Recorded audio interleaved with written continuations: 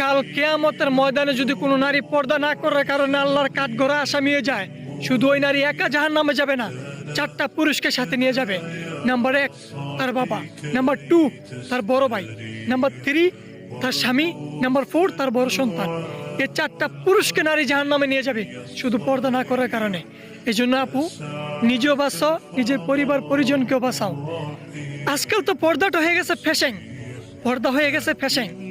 যে জায়গায় নারী পর্দা করলে পরপুরুষ থেকে বাঁচতে পারবে, সে জায়গায় নারী ফ্যাশন হলো পর্দা করে, শরীরে পারফিউম দেয়, রাস্তা দিয়ে হেঁটে যায়।